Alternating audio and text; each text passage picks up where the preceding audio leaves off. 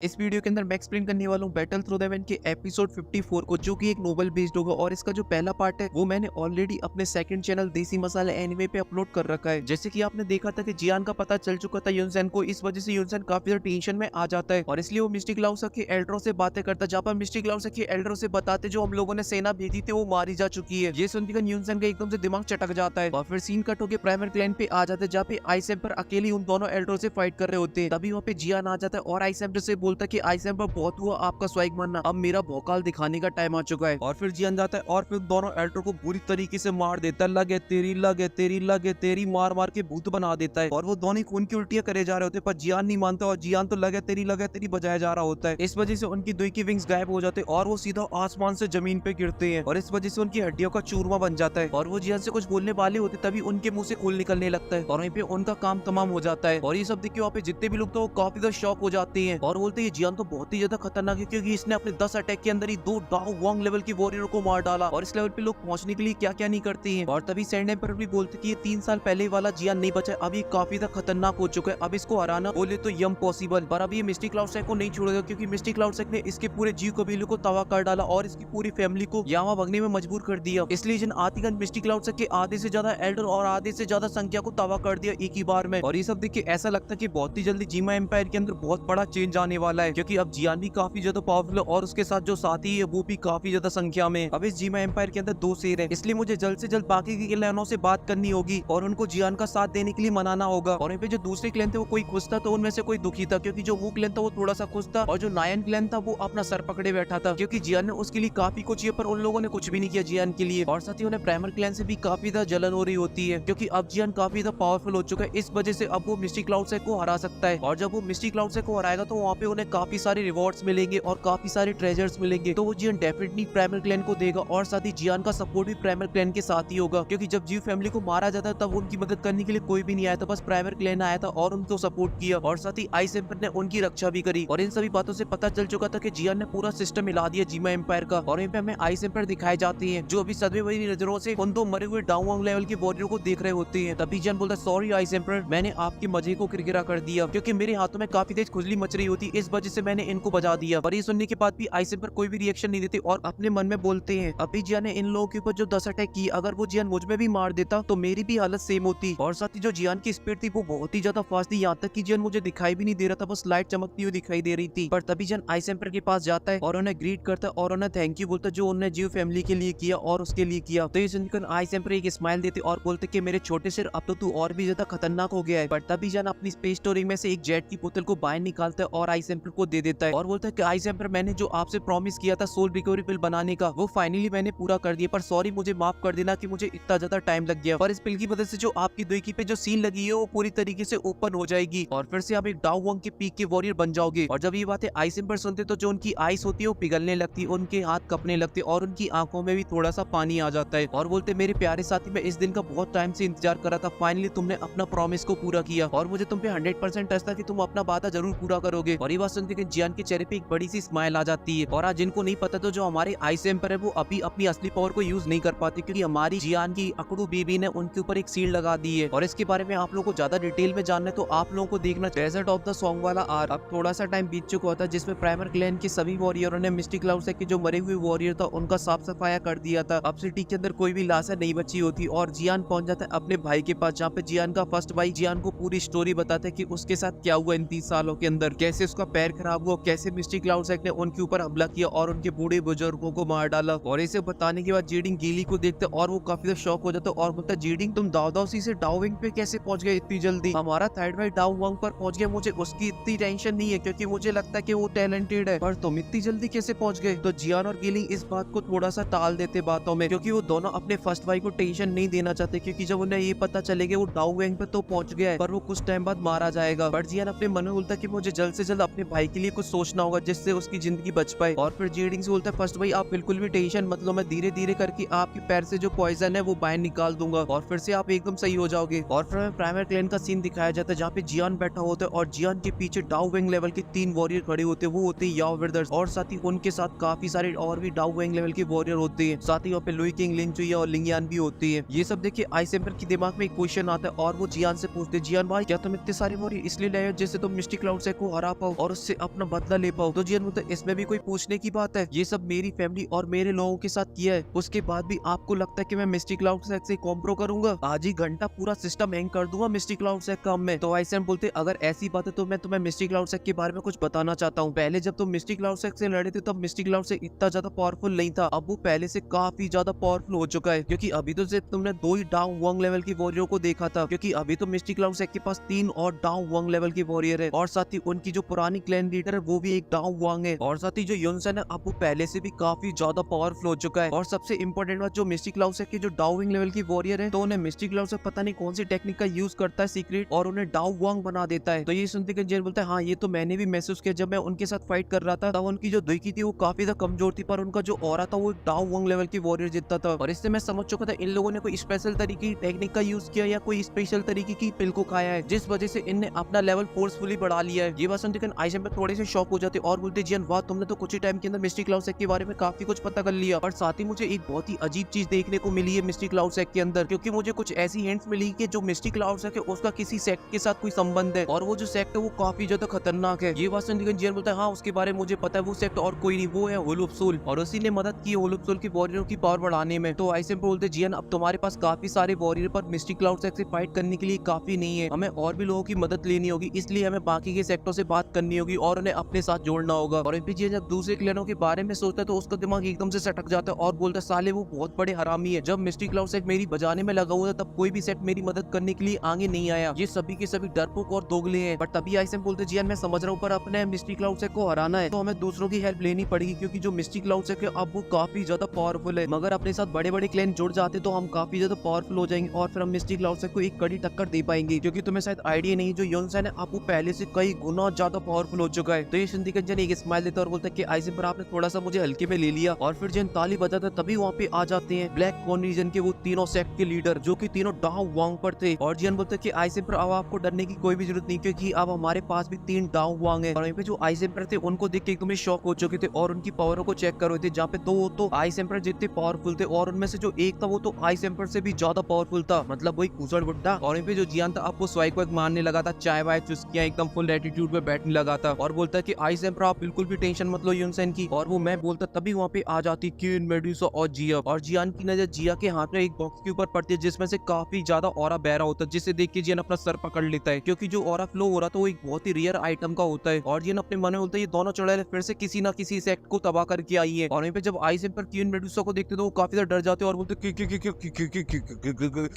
Medusa, क्योंकि जब queen Medusa down वांग पर थी तभी उसने सील लगा दी थी आइसन पर की दुई पे, अब तो वो एक साइको डाउजोंग है। और वहीं पे जियान गुस्से में खड़ा होता है और जिया का हाथ पकड़ता है और उसे अपने पास खींच लेता है, और जियान को गुस्से में देखकर जिया एक मासूम सा चेहरा और एक प्यारी सी स्माइल के साथ जियान को देखने लगती है। पर जियान फिर भी गुस्से से बोलता है जिया बहुत हो रहा है तुम्हारा, तुम्हारी मस्ती अब सर पे चढ़ती जा रही है, और अगर तुमने नेक्स्ट टाइम ऐसा कुछ किया तो मैं तुम्हें वापस भेज दूंगा जीनन अकेडमी। ये सुनते ही छोटा पैकेट एकदम से डर जाता है और जियान का मासूम तरीके से हाथ पकड़ लेता है और बोलता है जियान प्लीज ऐसा नहीं करना। और वहीं पे क्वीन मेडुसा जिया को ऐसा करती हुई देखती वो समझ जाती है कि भाई साहब जिया ने तो पार्टी बदल ली है, अब वो जियान की हाँ में हाँ मिलाने वाली है और वो अब अकेली रह गई है। तो क्वीन मेडुसा भी मासूम बनती हुई बोलती तुम लोग तो मस्त फाइट कर रहे होते, इस वजह से हम लोग वहाँ पे बैठे हुए बोर हो रहे होते हैं, इसलिए हम लोग थोड़ा सा घूमने चले गए, और जब हम घूम रहे होते हैं तो हमें ये रियर इंग्लैंड डला मिल गया, हमने कुछ भी नहीं किया। तो जियान गुस्से में जिया के हाथ से वो इंग्लैंड को छुड़ा लेता है और बोलता है तुम दोनों को चोरी करने के लिए मेरे दोस्त का क्लैन प्राइमर क्लैन ही मिला, ये सभी के सभी वहाँ पे फाइट करे और तुम दोनों चोरी करने के लिए प्राइमर क्लैन के अंदर घुस जाते हो और वहाँ से तुम लोग इंग्लैंड चुराते हो। और डांट पड़ती है क्वीन मेडुसा भी चुप हो जाती और फिर जियान उस इंग्लैंड को लेकर आइस एम्पर की तरफ जाने लगता है और आइस एम्पर से बोलता है कि आइस एम्पर मुझे माफ कर दो, ये दोनों थोड़ी सी पागल है जो इन लोगों ने ये गलती कर दी, मैं इन दोनों की तरफ से आपसे माफी मांगता हूँ, आप इस इंग्लैंड को रख लीजिए। पर तभी जियान के पीछे से क्वीन मेडुसा गुस्से से आइस एम्पर को देखती है, जिसे देखते आइस एम्पर डर जाते और बोलते जियान इसको वापस करने की कोई भी जरूरत नहीं है, तुम रखो। और थोड़ी बहस करने के बाद जियान उस इंग्लैंड को रख लेते और फिर जिया के पास जाता है और उसे उठाता है और उसे एक सीट के ऊपर बैठा देता है और खुद भी एक सीट के ऊपर बैठ जाता है। अब वहाँ पे क्वीन मेडुसा अकेली खड़ी रह जाती है और जियान गुस्से से क्वीन मेडुसा को देख रहा होता है, इस वजह से क्वीन मेडुसा भी कोई भी रिएक्शन नहीं दे रही होती है। पर तभी आइस एम्पर क्वीन मेडुसा को एक बढ़िया कुर्सी देते और उसके खाने पीने का इंतजाम करते, चाय वाय पिलवाते हैं और फिर आइस एम्पर जियान से बोलते जियान अब तो तुम्हारे पास क्वीन मेडुसा, फिर तुम्हें किस बात की देरी, अब तो हम कभी भी मिस्टिक क्लाउड से को हरा सकते हैं, क्योंकि जो योनसेन है वो कभी भी क्वीन मेडुसा का सामना नहीं कर सकता है। तो ये सुनते जियान गुस्से से बोलता है इस औरत के ऊपर बिल्कुल भी विश्वास नहीं कर सकते, ये एक नंबर की पागल है, क्योंकि ये बहुत बड़ी मूडी है, इसका मन होगा तो ये मदद करेगी नहीं तो नहीं करेगी, और अगर इसने एक बार मना कर दी तो वहाँ पे कुर्सी डाल के बैठ जाएगी पर वहाँ पे मदद करने के लिए नहीं आएगी, इसलिए इस पे तो बिल्कुल भी विश्वास नहीं करना है। और यहाँ पे बैठी हुई क्वीन मेडुसा मस्त चाय पी रही होती है और वो कोई भी रिएक्शन नहीं नहीं देती है। इतनी सारी उसकी बेइज्जती कर दी जियान ने। और वहीं पे ये सब देखे आइसेम्बर के तो दिमाग के फ्यूज उड़ चुके थे। उनको समझ में नहीं आ रहा था कि इन दोनों का है क्या रिश्ता, क्योंकि वो जिस क्वीन मेडुसा को जानते अगर उसके बारे में कोई कुछ बोल दे तो उसका जिंदा बचना बोले तो इम्पॉसिबल। पर जिस तरीके से अभी क्वीन मेडुसा से बातें कर रहा है उसे देखिए आइसेम्बर को लगता है कि इन दोनों के बीच में कोई ना कोई रिलेशन तो जरूर है। और हाँ, आपको और हमारा भी तो एक रिलेशन है और उस रिलेशन को और भी स्ट्रॉन्ग बनाने के लिए इस वीडियो को लाइक करिए, चैनल को सब्सक्राइब करिए और एक कमेंट भी कर सकते हैं और साथ ही द ग्रेट रूलर को भी देखते रहिए।